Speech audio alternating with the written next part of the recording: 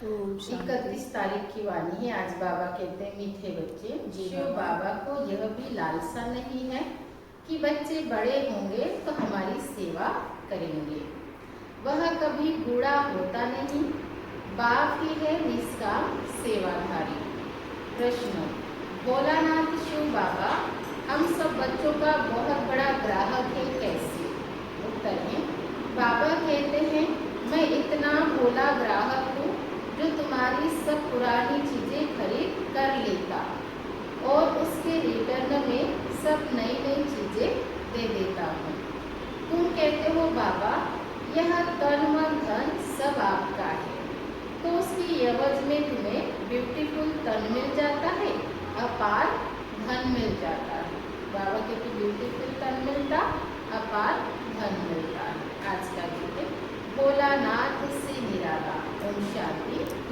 यह भक्ति मार्ग में अगर रूल नहीं है ना तो लक्ष्य को प्राप्त नहीं कर सकता। तो दूसरा रूल से चलाएगा तो बुरा लग जाएगा। इसलिए खुद ही खुद के लिए रूल बनाओ, खुद को ही रूल अनुसार चलाओ। दूसरा सिर्फ बताएगा, क्योंकि उनको थोड़ी ना पाप करना है। तुम्हें रूल से चलाने के चक्कर में वो गटर में नरक में जाएगा क्या पाप कर? और चलो कर भी ले, स्नेह प्यार की वजह से उनका पाप बन भी जाए तो चलो किसी का भला करने के लिए एक पाप हो जाए तो बाबा को याद करके चुप कर लेंगे, ऐसा सोच भी ले। लेकिन एक बार सोच सकता है, बार बार तो नहीं सोच सकता ना। ये तो कोई बात नहीं। फिर उसको उसकी कदर भी तो नहीं, उसी को गलत समझ लेंगे। कोई रूल अनुसार चलाए तो उसी को गलत समझा जाता है, उसी की बुराई करी जाती है संसार में। तो इसलिए कोई किसी को ज्यादा करना भी पसंद नहीं करते हैं, क्योंकि उसको उसकी कदर नहीं रहती ना कि हमारे भले के लिए बोल रहे, हमारे भले के लिए कर रहे, हमारे भले के लिए हमसे प्यार है, इसलिए डिसीजन लिया या ऐसा बोला शक्ति से या शक्त शब्दों में, बुरा मान के वो भवन में जाके बैठ जाते हैं, है कि नहीं? बुरा मान के कब बैठ जाते हैं? कहीं क्या बुरा मान के कहाँ गई थी को भवन में, मेरा कहना नहीं मान रहे हो, जबकि उसकी मांगे गलत थी। ना परिवार का भला था उसमें, ना उनके बच्चों का भला था, ना उसका खुद का भला था, ना राज्य का भला था। फिर भी गलत मांगी रखी और पूरी करने के लिए खुद ही नाराज होती, को भवन में चली गई, सारे गहने वहने उतार के। उसकी पूरी करने के चक्कर में क्या हुआ? पूरी करने गया तो गलत मांगे कभी पूरी नहीं करना चाहिए। भले बुरे बन जाओ तो चलेगा, समाज स्तुति करे तो चलेगा, जिसमें जगत का कल्याण नहीं हो, ऐसा कार्य करने से क्या फायदा? ऐसे वचन निभाने से क्या फायदा जो तुम्हारा खुद का भी अहित, परिवार का भी अहित, संसार का भी अहित है ना। अपने आप को महान बनाने के चक्कर में सारे आने वाली सारी कई सालों की पीढ़ियां पूरी संसारी का अहित हो जाए, महानता के मार्ग से महानता ही भूल जाए, गटर में चले जाए। ऐसा उसके पीछे बहुत रहस्य होता है, दिमाग चाहिए समझने के लिए। तो इसलिए बाबा कहते हैं, क्या कहते हैं, कायदा कई प्रकार के हटयोग सिखलाते तुमको तो बाप कहते, उठते बैठते क्या करो, मुझे याद करो, याद करो। आसन आदि कहाँ तक तुम लगाएंगे? टांगे दुख जाएगी। आसन आदि कहाँ तक तुम लगाएंगे? यह तो चलते फिरते काम करते याद में रहना है। भल बीमार हो तो यहाँ लेट कर भी बाप को याद कर सकते हो। और क्या कहना चाहिए? और क्या सुविधा देनी चाहिए बाबा को? हा? बाबा के तो वो लेटने का है तो ऐसे ही सोपा, जिसको नींद आ जाए वहाँ सो जाए। भल बीमार हो तो यहाँ लेट कर भी बाप को याद कर सकते हो, लेकिन इतना प्यार चाहिए।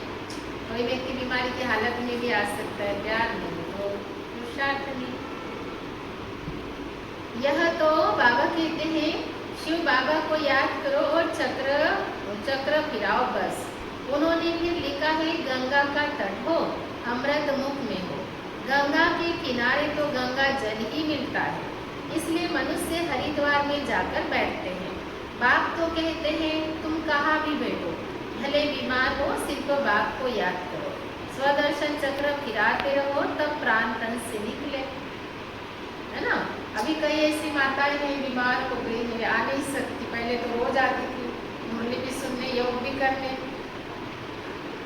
लेकिन अभी बीमार हो गई, आए दिन तबीयत खराब होती है, घर वाले लाते नहीं है। पर रोज समय पर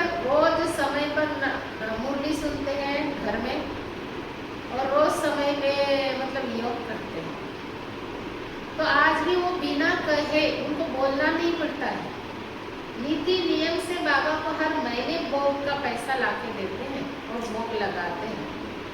अगर वो नीति नियम से बाबा के नियम का पालन नहीं करते, जो सेंटर नहीं जा सकते, मजबूरी है, बीमार हो, तो घर में बैठ के बाबा की मुरली चलती है तो सुनो, घर में नुमा शाम का योग करो, रोज नुमा शाम का योग करती है घर में माता, रोज मुरली के टाइम मुरली सुनते हैं, नुमा शाम का योग करते हैं। इतने बीमार, आए दिन बीमार रहती है, आए दिन शरीर से बहुत वो है, और घर वाले लाते नहीं है।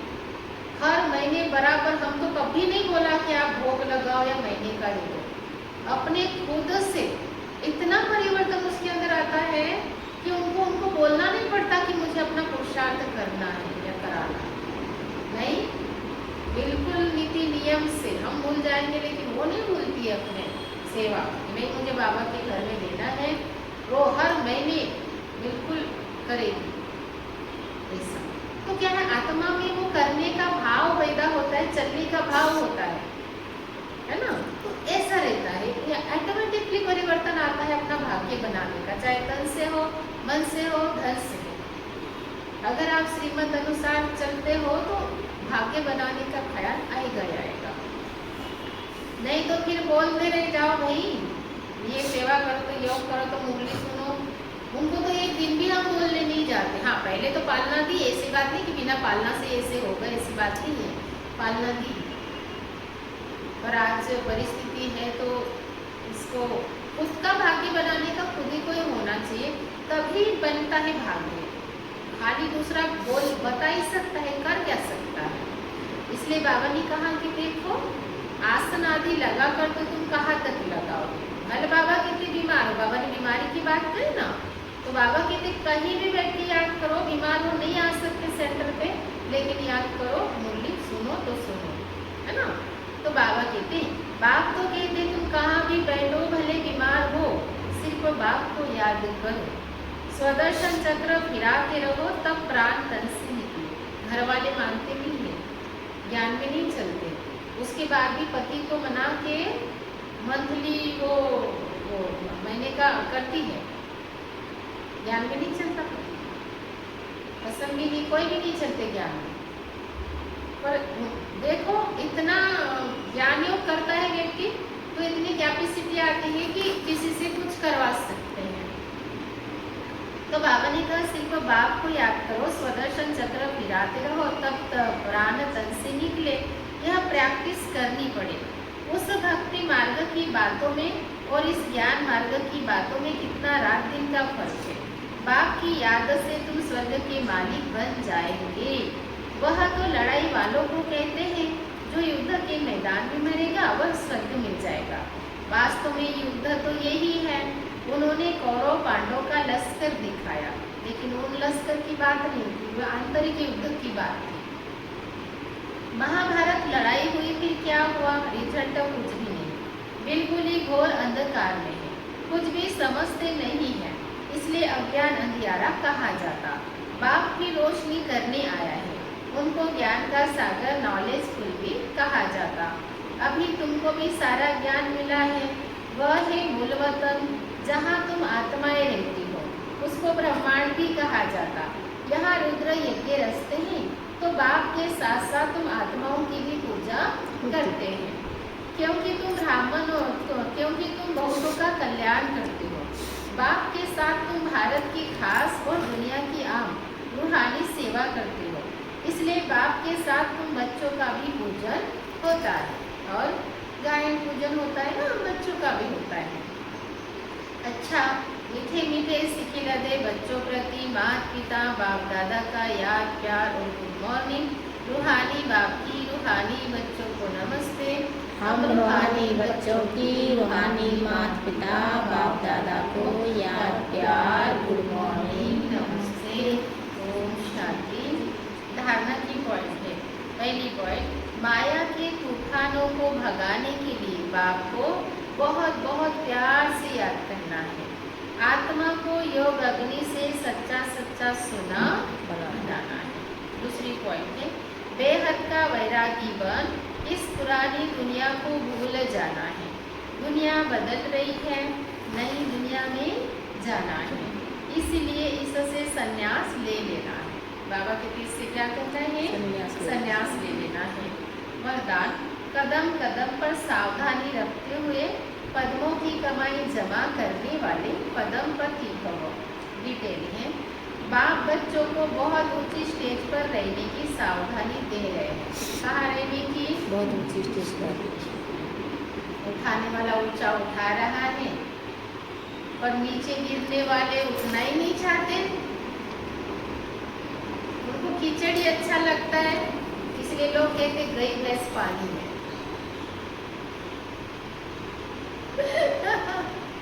इधर भैंस को नहीं लाओ, सुअर को इधर नहीं लाते। पता है सुअर कहाँ जाता है? सेम मनुष्य की मानसिकता। बाबा इधर नहीं लाता, धुलाता है ज्ञान है उसे, फिर आत्मा उधर चली जाती है। छोटे बच्चे को इधर ले आओ कीचड़ से उठा के, फिर वो उठ के चला जाता है। कहाँ जाता है? हा? फिर वही गंदगी में जाके बैठ जाता है। इतनी चंचलता होती है तो आत्माओं की से यही हालत है। इतनी चंचलता है, इतनी चंचलता है। इधर बाबा नहलाता धुलाता है, श्रृंगार करता है, फिर जाके वही बैठ जाते हैं। बैठ जाते हैं कि नहीं? माया ही अच्छी लगती है, माया में जीवन ही अच्छा लगता है। बोलो वही वाली चीजें बच्चों को, वही वाली चीजें अच्छी लगती है। अब बाबा बेचारा करे तो क्या करे? माँ क्या करती है? कुछ चाटे चुटे लगा के फिर नहला धुला के फिर पिटा देती है। क्या करती है? एक दो चाटे चुटे भी लगा लेती है। हा? लगाती है कि नहीं? बाबा अगले दिन क्या करता है? सप्तम उंगली चला लेता है, फिर बच्चों को थोड़ा कॉन्शियस आ जाता है, फिर से अगले दिन वही करते हैं जो मना करता है।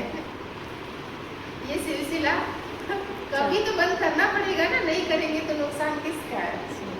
माँ बाप मिन्नतें करते, बेटा स्कूल जा, नहीं तो तुम ऐसे गरीब रहोगे, तुम्हारा जीवन बहुत दुख में बीतेगा, बेटा पढ़ाई कर ले, चल जा जा।